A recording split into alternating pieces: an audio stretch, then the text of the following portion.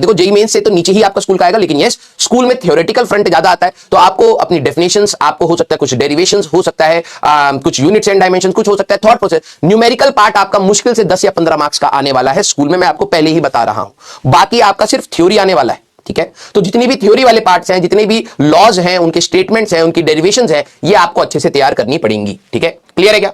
School का level JEE mains से नीचे रहेगा, more of the subjective part रहेगा। मैक्स टू मैक्स 10 मार्क्स के आपके क्वेश्चंस आएंगे न्यूमेरिकल। जैसे हम लोग मेजॉरिटी क्या करते हैं, हम लोग न्यूमेरिकल सॉल्विंग पर ज्यादा फोकस करते हैं, क्योंकि हमारा थॉट प्रोसेस थ्योरी वाला पार्ट होने के बाद हमारे को क्वेश्चन सॉल्विंग कैपेसिटी ज्यादा चाहिए, ठीक है। क्लियर? यस। हाँ, आप लोगों को अपने ऊपर सबसे ज्यादा डिपेंडेंसी होनी चाहिए। बहुत सारे बच्चों के अंदर दिक्कत यह है, वो मोर टीचर डिपेंडेंट हो जाते हैं, सिस्टम डिपेंडेंट हो जाते हैं, and then there is a downfall, ठीक है। मैं इसलिए नहीं कह रहा हूं कि डाउनफॉल इसलिए है क्योंकि सिस्टम उनको सपोर्ट नहीं करता। सिस्टम अपनी कैपेसिटी में, देखो हर बच्चे की डिमांड अलग अलग होती है।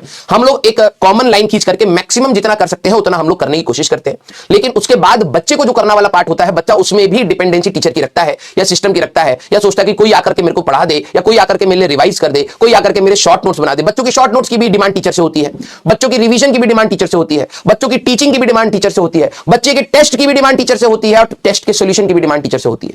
बात यहां पर है कि हम लोगों को यह चीज करनी चाहिए, मैं उसके लिए डिनाई नहीं कर रहा हूं, लेकिन बात यह है कि एक लाइन के बियॉन्ड तो नहीं हो पाएगा, है ना। एक लाइन के बियॉन्ड तो सिर्फ आपके ऊपर आ जाएगी। जब आप एग्जाम में फाइनली बैठेंगे तो वो आपकी नॉलेज को टेस्ट किया जाएगा कि आप कितना रिवाइज करके आए, आप कितना पढ़ के आए। तो आप सभी लोगों को क्या करना है, उस चीज के लिए अभी से तैयारी करनी है कि एग्जाम में आपकी नॉलेज ज्यादा होनी चाहिए, रेदर देन मेरे पास कितनी नॉलेज है। मेरे से कन्वर्ट आप में जाएगी और आपको उस पर प्रैक्टिस करके एग्जाम में कन्वर्ट करना है। क्लियर है क्या? यस। हाँ, एनसीईआरटी के क्वेश्चन नहीं आएंगे फिजिक्स में, मैं आपको पहले ही बता रहा हूं, ठीक है। फिजिक्स की एनसीईआरटी बोलना नहीं चाहिए, ठीक है। बीइंग अ टीचर ये बात मेरी तरफ से गलत होगी, बट फिजिक्स की एनसीईआरटी फॉर स्कूल के लिए तो टोटली इररेलेवेंट है, फॉर स्कूल के लिए टोटली इररेलेवेंट है, क्योंकि जिस प्रकार के स्कूल में सवाल पूछे जाते हैं, ठीक है, अनफॉर्चुनेट है लेकिन दिस इज द ट्रुथ, वो कहीं ना कहीं ना ही कॉम्पिटिटिव को टच करते हैं, ना ही बोर्ड्स को टच कर रहे होते हैं। टीचर जिन चीजों को पढ़ाता है, मैंने आपको हर बार बोला है कि आपका टीचर जो भी चीज पढ़ाएगा वहीं से चीजों को पूछेगा। कुछ टीचर्स फिर भी बियॉन्ड दैट भी जाते हैं, अच्छी बात है कि बच्चे को सोचने का मौका मिले, ठीक है, लेकिन मेजॉरिटी केसेस में टीचर ने जितना पढ़ाया, और वो भी जो भी रेफरेंस बुक फॉलो करते हैं, एनसीईआरटी उनकी रेफरेंस बुक नहीं होती है। मैं किताबों का नाम नहीं लूंगा, आप लोगों को पता है, वो उन किताबों से ही पूछेंगे, और वो किताबें बहुत मोटी मोटी होती हैं, ठीक है। तो ऑब्वियस बात है कि इतने टाइम में इतनी मोटी किताब तो तुम सॉल्व नहीं कर पाओगे, है ना। तो आपको क्या करना है, टीचर के नोट्स को रेफरेंस रखना है कि यार ये टॉपिक टीचर ने पढ़ाए हैं, वो टॉपिक हम लोगों ने फॉर श्योर पढ़ाए हैं, तो उनकी लर्निंग आप हम लोगों से कर लीजिएगा, प्रैक्टिस हम लोगों से कर लीजिएगा, लेकिन लिखने का तरीका, डेरिवेशन, थ्योरी, वो उन्हीं की ही आपको लिखनी पड़ेंगी। क्लियर है क्या? Yes, I know that all these books, ठीक है। उनका पार्ट 1 इतना मोटा है, पार्ट 2 इतना मोटा है। इतनी मोटी किताब 11वीं में बच्चा कैसे पढ़ेगा, ठीक है, जिसमें क्रिटिकल थिंकिंग, लॉजिकल थिंकिंग, सारी प्रैक्टिस एंड ऑल, एक हजार क्वेश्चन, हजार क्वेश्चन उसके ऊपर है। क्वालिटी क्वेश्चंस की कमी है, लेकिन हजार क्वेश्चन एक ही टाइप के फॉर्मूले पे धड़ाधड़ भरे पड़े हैं, और बच्चा डिप्रेशन में आता है, करना स्टार्ट करता है, पूरा चैप्टर खत्म नहीं होता है, तब तक पेशेंस खत्म हो जाता है ना। तो मैं आप लोगों को समझ पा रहा हूं, लेकिन आपको स्कूल की तैयारी आपको उसी के हिसाब से करनी है। और जो भी पेरेंट्स अगर मेरे को सुन रहे होंगे, तो ये थोड़ा सा कठिन पार्ट है, बच्चे के साथ खड़े रहिएगा।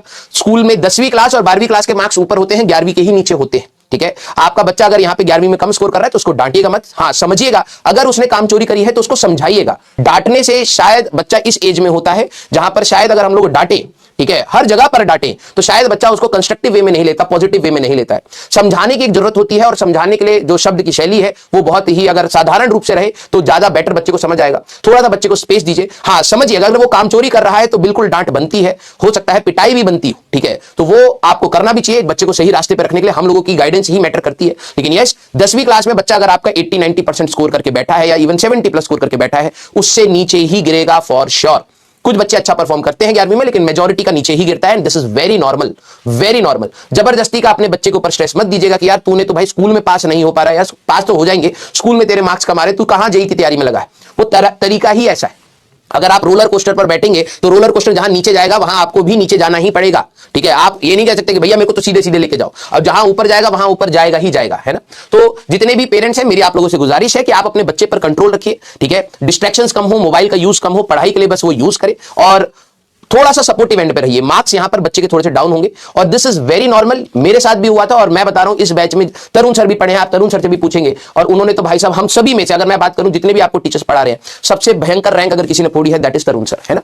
तो तरुण सर भी आपको बता देंगे कि 11वीं में मार्क्स डिप करते हैं, यहां पर दिक्कत आती है, लेकिन उनके भी डिप होने के बाद वो अगर 250 तक पहुंच जाते हैं आईआईटी की रैंक में, तो दैट इज डुएबल। तो बात यह है कि ये एक मैराथन है, हमें सिर्फ शॉर्ट टर्म के गोल्स को नहीं देखना है, हमें लॉन्ग टर्म के गोल्स को भी देखना है कि हमारे इस पूरे प्रोसेस में में हम लोग लॉन्ग टर्म के गोल्स को भी सेटिस्फाई करें। क्लियर है क्या? यस।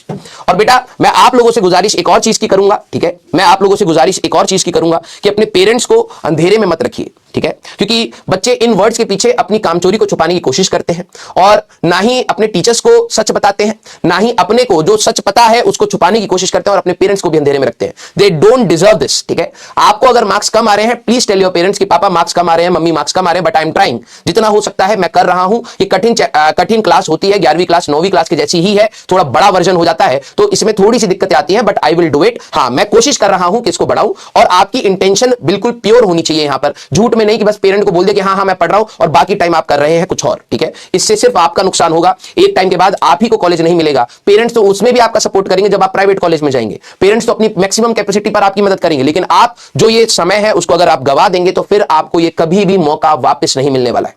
एक अर्जुना क्लास का ही बच्चा है जिसको मैंने कल परसों ही डांटा है, ठीक है, उसने मेल वेल किया था, मेरे को कभी भी शॉर्टकट्स के बारे में मत बताइएगा, ठीक है। मैं ऐसा इंसान हूं, I don't believe in shortcuts, ठीक है, कि भाई ये आज के लिए कर लेता हूं तो ये आसान हो जाएगा। वो कह रहा है कि सर मैं पहले, उसका मेल आया कि सर मैं आईटी छोड़ के एनआईटी की तैयारी कर लूं क्योंकि मेरी मैथ्स वीक हो रही है। देखो फिर अब वो सुन भी रहा होगा, मुझे पता है, he is a regular student, वो सुन भी रहा है, मैं नाम नहीं बोलूंगा, ठीक है। फिर उसके बाद उसका मैसेज आता है कि मेरी एक भैया से बात हुई तो वो कह रहे कि यार कॉलेज में क्या ही रखा है, स्किल पर काम करो, डेटा एनालिस्ट और ये सब वो सब, ठीक है, अच्छी बात है, सही चीज बताई उन्होंने, लेकिन जिस एज पर तुम हो ना अभी बेटा, जिस रास्ते के बीच में हो तुम, उस रास्ते को खत्म कर लो और फिर उस राय को लो, ठीक है। कई बच्चे क्या होते हैं कि इतना ज्यादा इन्फ्लुएंस हो जाते हैं यूट्यूब से और इन सब सारी चीजों से। मैं आपको कह रहा हूं कि आप उनकी राय को मैं बिल्कुल डिस्कार्ड नहीं कर रहा हूं, रिस्पेक्टफुली बोल रहा हूं, वो जो भी चीज कह रहे होंगे सच कह रहे होंगे, लेकिन मैं जब इतने सारे बच्चों को पढ़ा रहा हूं, अगर वो मेरी जगह होते ना, चूं तक नहीं निकलती जितना ज्ञान दे देते हैं वो, ठीक है, क्योंकि हम लोग एज अ रिस्पॉन्सिबिलिटी देखते हैं कि भाई हम लोग मेजॉरिटी बच्चों को एक इंटरेस्ट डेवलप करा करके, सब्जेक्ट में इंक्लिनेशन डेवलप करा करके एग्जाम तक पहुंचाएं। मैं आपको कभी भी शॉर्टकट्स की बात नहीं करूंगा, आपको अपना स्किल सेट बढ़ाना है, आप एक अच्छे कॉलेज में जाकर के स्किल सेट बढ़ा लीजिए।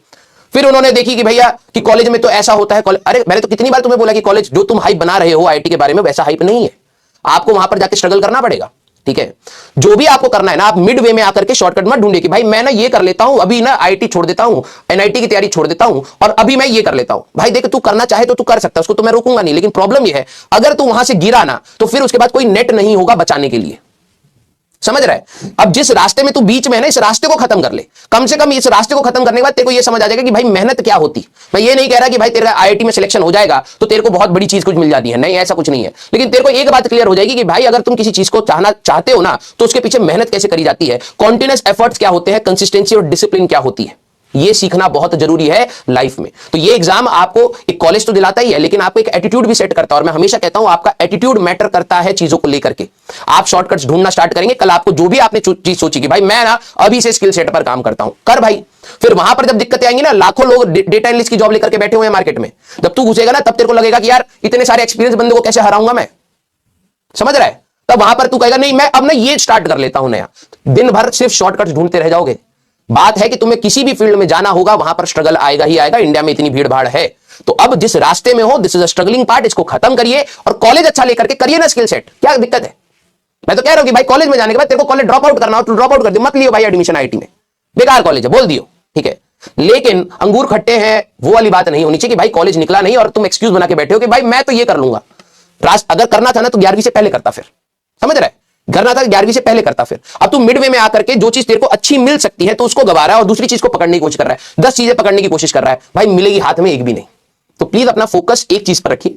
और मैं आपको कह रहा हूं कि हाँ, किताबी पढ़ाई से आगे बहुत सारी चीजें हैं जो लाइफ में आपको करनी भी पड़ेंगी और वहां से आपको सक्सेस भी मिलेगा, बट अभी नहीं, अभी नहीं। आपका सारा का सारा फोकस एक अच्छे कॉलेज में जाने का होना चाहिए और उस कॉलेज को एक बार आप क्रैक कर लीजिए, फिर आप डिसाइड करिए कि नहीं भाई मेरे को आईआईटी में नहीं जाना, मेरे को अब्रॉड पढ़ना है, मेरे को अपना स्टार्टअप करना है, जो करना हो करिए, लेकिन इस रास्ते को कंप्लीट करने के बाद करिए, अपने 100% एफर्ट्स लगा लीजिए, डिसिप्लिन में कैसे लाइफ जी जाती है उसको सीख लीजिए, ठीक है। क्योंकि अब आपकी लाइफ में थोड़ी बहुत मैच्योरिटी आई है, 9वीं 10वीं में मैच्योरिटी नहीं होती बेटा। अब आपको समझ आ रहा है कि आप अपने आप को कंट्रोल ही नहीं कर पा रहे हैं।